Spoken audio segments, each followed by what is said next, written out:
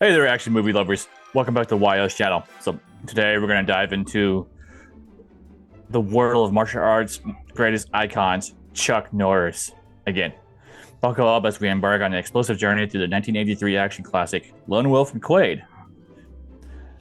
So grab your cowboy boots, cowboy hat, because we're going to go full throttle into the film, loaded with adrenaline, also with gritty charm. You're going to find out why Lone Wolf McQuade kicks as much ass as it did. And then, before we get any further ahead, did you know this movie was almost R-rated until Chuck Norris actually intervened? And then, this movie could have also been very different, as it was going to originally feature a very prominent A-list actor at the time in the lead role of McQuade, before Norris took it. But stay tuned towards the end to find out who. Interesting.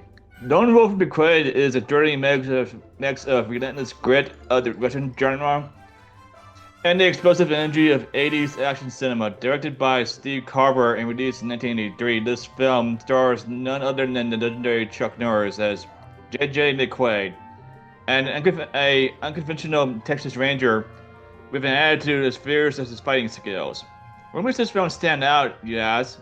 It merges the classic elements of revenge, camaraderie, and moral ambiguity while serving them on a sizzling platter of karate chops, roundhouse kicks, and high-caliber shootouts. Yeah. So this movie is set against the vast, rugged Texas landscape, and the film introduces us to our isolated hero, who lives by his own rules, and he brings a unique flavor to the character. He's not just a man with a badge; he's a lone wolf in every sense of the word, which is pretty much what he is in all of his movies. But the film's tone bounces between serious and absurdly entertaining, allowing for a dynamic viewing experience.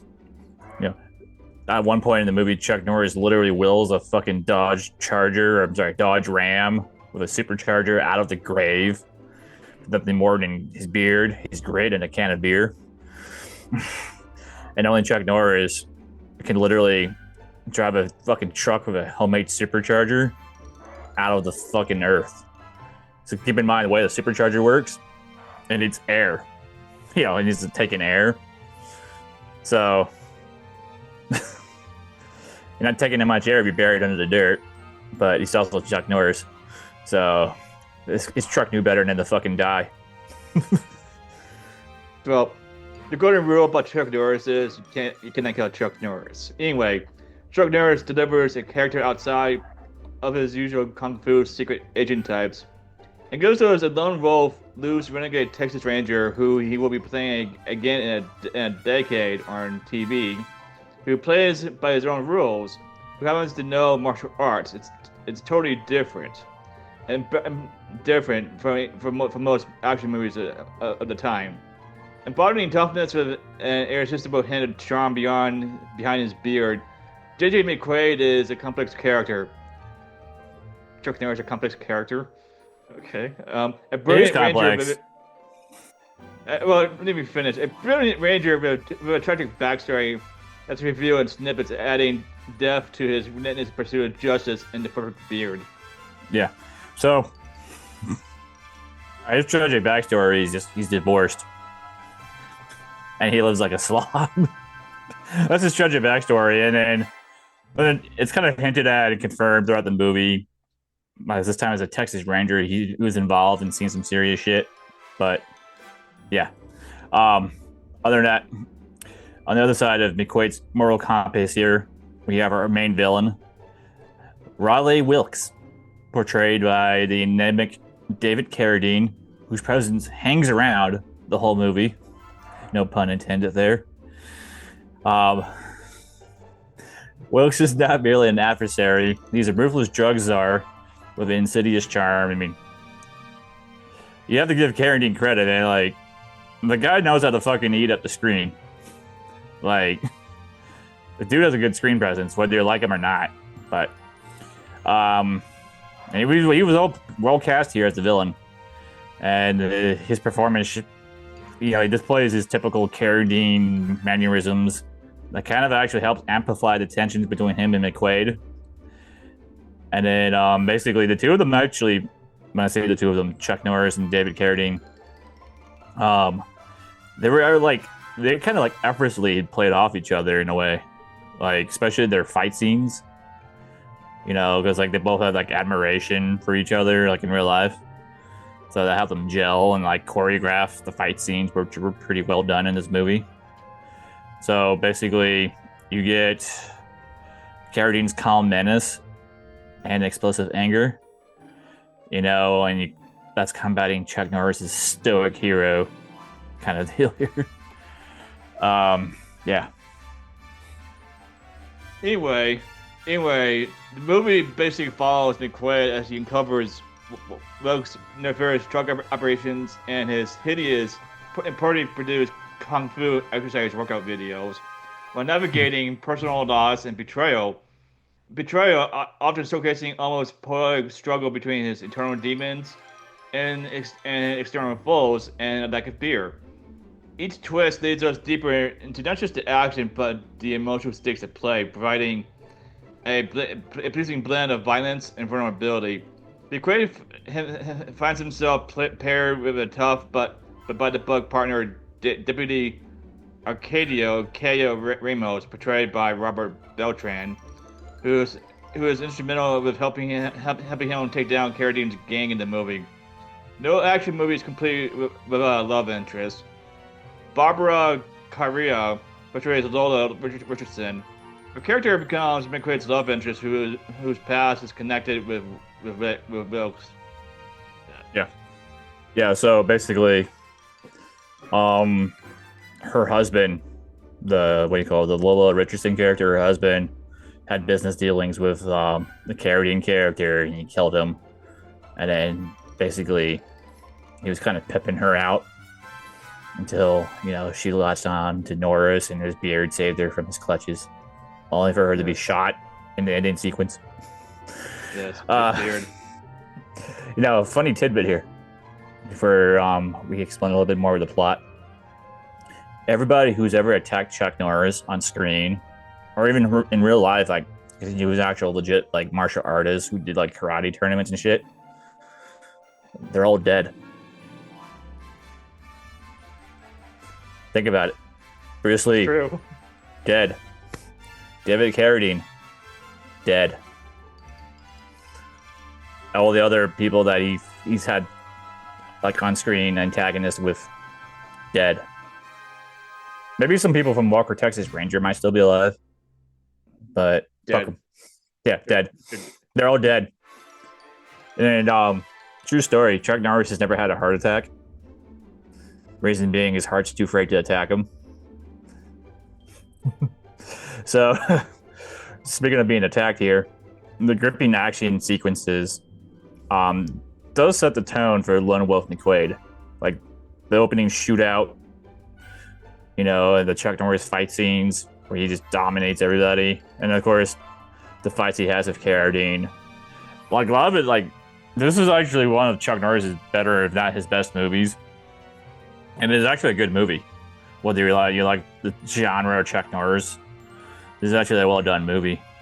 So they're able to somehow blend in karate and martial arts within the world of the Western gunplay type of fucking genre a bit here, loosely. And it works. It just works. It just mixes together pretty well. And you get one hell of a fucking awesome movie out of it. And then, of course, as I've been talking about, like the fight scenes between Carradine and Norris, like even in interviews, they mentioned that they want to like recreate, if not exceed, like the standard that Bruce Lee had set in all of his movies. But it's up to the jury on whether or not they exceeded it or whatever. Well, from what I heard in this movie, and I think it's or in the movie itself, Chuck Norris set a record for a prone kick from I forget the exact technique he was using, but supposedly he does in this movie, and he set a world record with this one type of kick from a prone position. But anyway. Anyway, Chuck Norris could set world records while fucking filming a stunt. Chuck Norris doesn't need stunt doubles. Anyway, well, like, it was a decade prior when he was filming one of the most expensive special effects sequences in recorded history when Bruce Lee defeated him. They actually set a gold standard for their fight scenes. No Wolf McQuade could have been drastically different because a lot of Chuck Norris's movies at this time were really poorly done. For one thing, the lead role was intended for Clint Eastwood. Yeah. The character J.J. McQuade embodies an archetype Clint Eastwood does well, an anti-hero whose rugged individualism and moral code resonates with audiences.